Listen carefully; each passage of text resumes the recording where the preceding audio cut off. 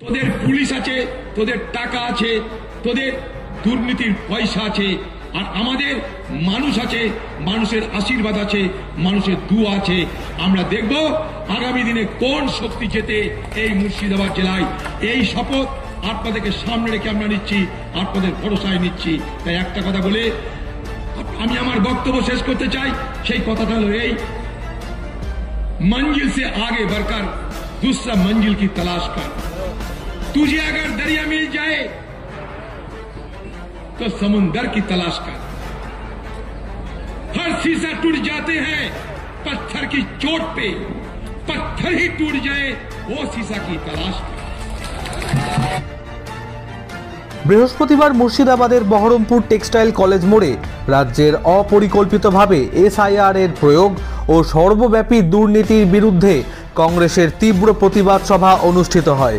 উপস্থিত ছিলেন কংগ্রেসের রাজ্য সহ সভাপতি খাজা আহমেদ হোসেন, মহিলা যুব কংগ্রেসের রাজ্য সভাপতি সাহিনা জাভেদ, জেলা সভাপতি মনোজ চক্রবর্তী, কংগ্রেসের প্রাক্তন সাংসদ অধীর রঞ্জন চৌধুরী। অধীর রঞ্জন চৌধুরীর নেতৃত্বে এই প্রতিবাদ সভায় মুর্শিদাবাদের বিভিন্ন প্রান্ত থেকে সমর্থকদের উপচে পড়া ভিড় ছিল নজর কাড়া। এই প্রতিবাদ সভা থেকে কি বললেন অধীর রঞ্জন চৌধুরী, শুনে নেব তার মুখেই। Bureau report, Bangla news. বাইরে এত মানুষ, কল্পনার বাইরে। দেখুন, আমি কিছুদিন আগে ঠাকুরনগরে গেলাম মতুয়া সম্প্রদায়ের মানুষের অনশন ভাঙাতে, তাদেরকে ভরসা দিতে। আমি যাওয়ার পর সেখানকার মতুয়া সম্প্রদায়ের মানুষরা অনশন ভাঙলো। তারপরে সেখানে বাংলার মুখ্যমন্ত্রী গিয়ে এখানটায় কি করছে, মানুষের কাছে যাচ্ছে, সেখানটায় পদযাত্রা করছে, তাদেরকে ভরসা দিচ্ছে। তার আগে করেনি। আমি যাওয়ার পর মুর্শিদাবাদে আমরা করলাম, এবার মুখ্যমন্ত্রীর সময় হয়ে গেলে আমরা করার পর ডিসেম্বরে আসছে। তার মানে এটাই ভালো লাগছে যে আমরা যেখানে যাচ্ছি পশ্চিমবঙ্গের মুখ্যমন্ত্রী পিছিয়ে পিছিয়ে যাচ্ছে। এটাই ভালো লাগছে যে হাম চলে আগে, মুখ্যমন্ত্রী চলে পিছিয়ে।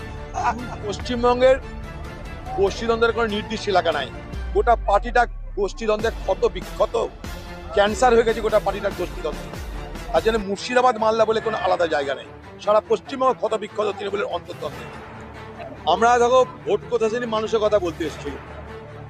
মানুষ কংগ্রেসকে বিশ্বাস করে, তাই কংগ্রেসের কথা শুনতে এসেছে। মানুষ এই বিজেপি আর টিএমসি যে ধারা বিবরণী চলছে বাংলায়, তা দেখে পরিশ্রান্ত, ক্লান্ত, বিধ্বস্ত।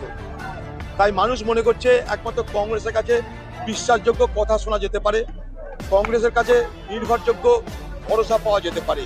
তাই মানুষ মনে করেছে কংগ্রেসের কথা শুনতে যাই, কংগ্রেস কি বলছে জানি, বুঝি। তার জন্য দেখুন, টাকা নাই, পয়সা নাই, কিছু নাই, আমাদের হাজারে হাজারে মানুষের ঢল নেমেছে এই অসময়ে।